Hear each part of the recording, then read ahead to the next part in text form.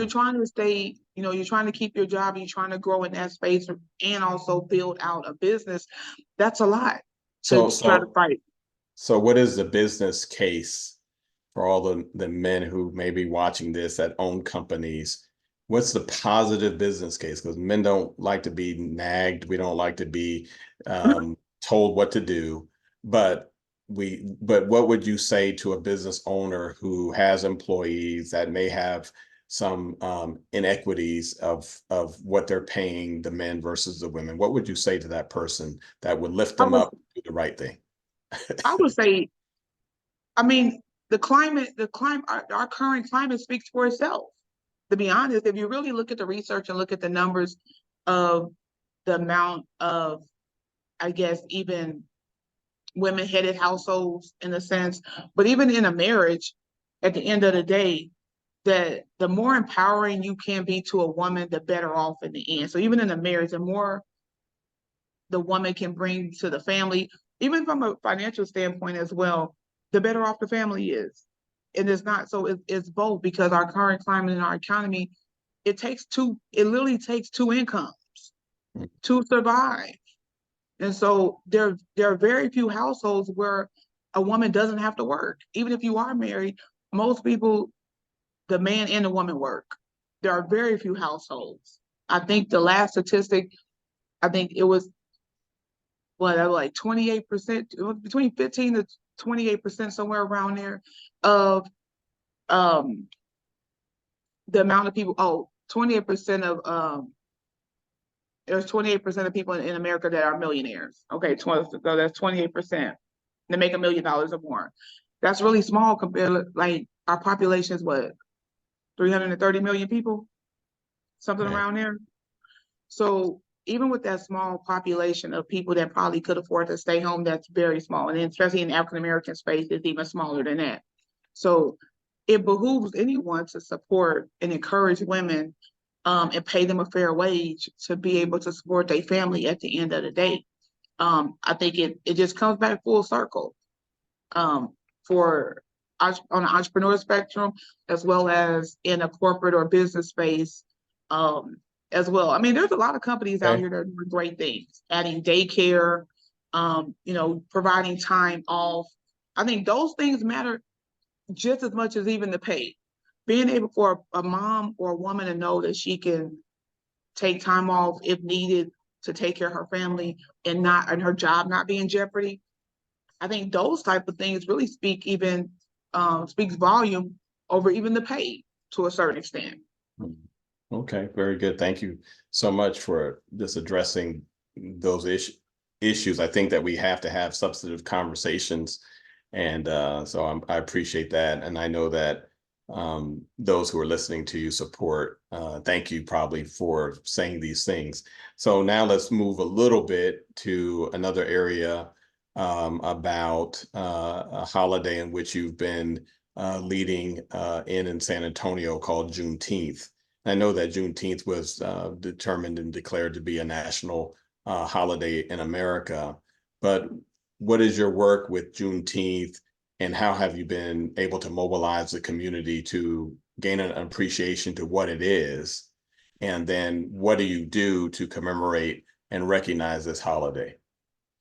So, on top of being the CEO of the Michele Branding Agency, I'm also the founder, excuse me, I'm also the founder of the Dream Big Scholarship Fund, which is a nonprofit 501(c)(3) here in Texas. And so we have taken the task of putting on the SA Juneteenth Block Party and Fair, which is also a fundraiser for our scholarship fund. So this is how we raise a good portion of our funds to be able to support our youth here in the San Antonio area. And so thus far, we've awarded $20,000 in scholarship over the last couple of years. And this year, God willing, it'll go up to 40. So this event has been a champion for that, but this event has three pillars, and it's education, health and wellness, and small business. And these three things were very, very prominent in the very on when Juneteenth became Juneteenth. So even right after the 1865 and beyond, education. Our people really valued education. Education was the way to to a better life. Education has always been the way to a better life. Even now in 2024, health and wellness. Our as African American community, our community has always been subjected to the Tuskegee experiment. Um, a lot of things have been tested on us from a healthcare expert, and we've never really received the benefit of good quality healthcare. And so that's why that's important to us, to also close the wealth gap, close the disparity gap in education and health and wellness, with services and products, and letting people know what is available to them so they can live healthier lives. So getting that community involved. And then from a small business standpoint, we really focus on economic development. So we've reached out to the economic development department here in San Antonio, as well as some corporate companies here in San Antonio, also to help lead the charge in closing the wealth gap and supporting and providing funding and information to small business owners for them to be able to grow and scale their business. So those three pillars will always be important to us, because those were foundational pillars at the beginning in 1865.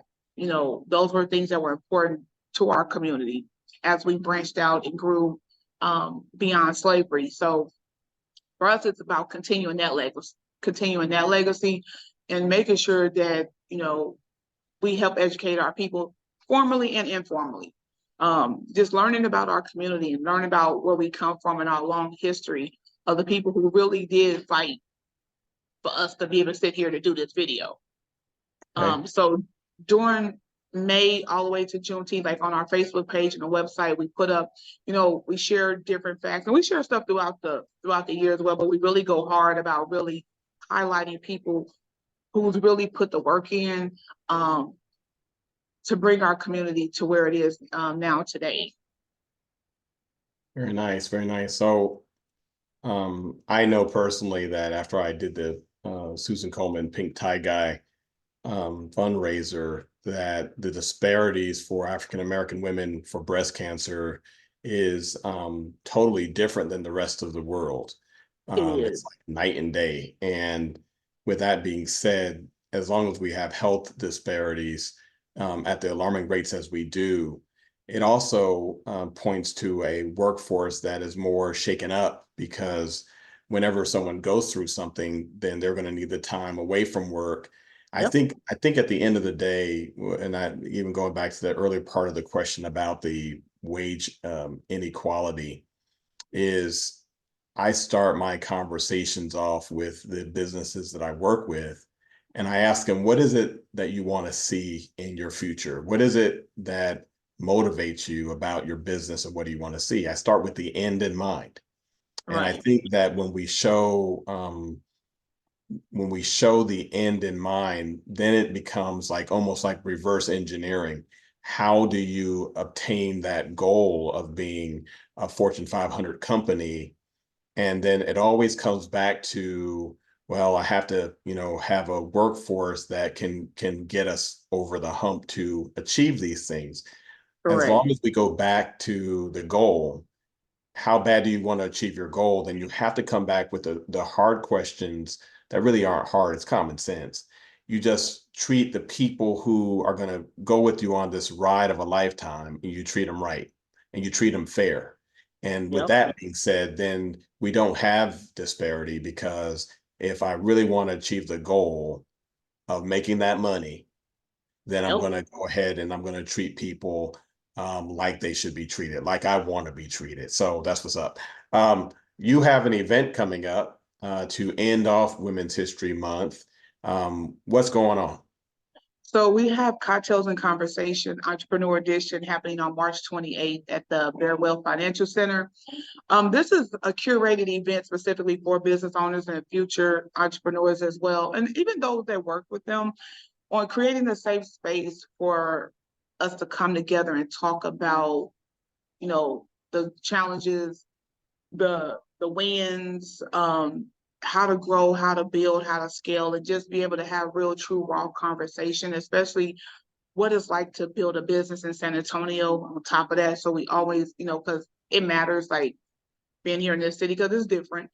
So the different nuances also, but so this particular month, we're going to be focusing on the financial side of it. So securing funding, protecting your business financially. So those are some of the topics we're going to be discussing that we don't get a lot of chance to talk about really where to get funding from, how to apply for grants, where are the grants, those type of things, protecting your business, protecting your brand with investments, with life insurance, those things. So those will be a couple of topics that we're going to be talking about, as well as just the nuances, of That's just being a good. business owner. That's So good. we gotta give way for people to, vent a little bit. And it's okay, because sometimes a lot of us are solopreneurs, meaning that we don't have business partners. So a lot of us are having team meetings with ourselves in the mirror. So we got to give space for people to also just kind of let off a little steam, but in a space where we can also then offer solutions. Yeah. You No, know, I've attended your events in the past, and I know that it's definitely a safe space, but it's also one where for a few hours or a couple of hours you can actually meet someone, but you take it more than just a networking. You make it into a learning session, and I believe that's the key ingredient, that we always have to continue to learn. And as an educator, and as B. Michele, the brand coach, we definitely should be able to listen and hear more from experts like you that can enable us to propel our brands and our businesses forward. As Global Chamber has been a partner with you, and as you have served on our board of advisors, we definitely believe in what you're doing, and we thank you for this opportunity to celebrate you, being Michele, this day. So that's what's up. I'm glad that well, you were. thank you. I appreciate that. Yeah, and how can people find you? So you can definitely follow me on all social media platforms. That's Instagram, TikTok, all of them, LinkedIn at Coach B Michele, and that's B and Michele with one L. So Coach B Michele. Like and follow. Okay, very good. And you said TikTok, but we're not gonna go there because that's a whole nother conversation. Oh, I forget. It's okay. It's okay. Well, This is not a definitely politically follow me on Instagram and Facebook regulated. for sure. Instagram and Thanks. Facebook for Thanks. sure. Very good, very good. Well, no, they can find you on TikTok until there's a vote that says otherwise. So keep doing what you're doing, and thank you again. And also for those, you can always find more information about Global Chamber on globalchamber.org. I'm Christopher Herring. I'm the executive director for Global Chamber Austin, Houston, and San Antonio in the great state of Texas. And our goal is to help you as a business owner to be global and unstoppable. Listen, the information that was presented today does support the fact that we as a global chamber support small business. And because I was asked that question once before, Chris. Yeah, I'm talking to myself because, like B. Michele says, sometimes as a solopreneur, you have these conversations with yourself. But no, for real, we do support small business, because small business is the heartbeat of not only America, but all over the world. All of our 525 metropolitan markets, small Yes. business owners are doing it. And, I think that as I look at all the affairs across the world, I'm looking in my mind after dealing and really helping to support businesses in Africa. I have a couple of proteges in Africa that I've been working with, businesses in Asia, businesses in Europe. And then I look at the Americas, whether it's South America or even to the north in Canada. Just being able to hear my brothers and sisters who are thinking about how can they improve their business. And I tell you this, let me just close on this note.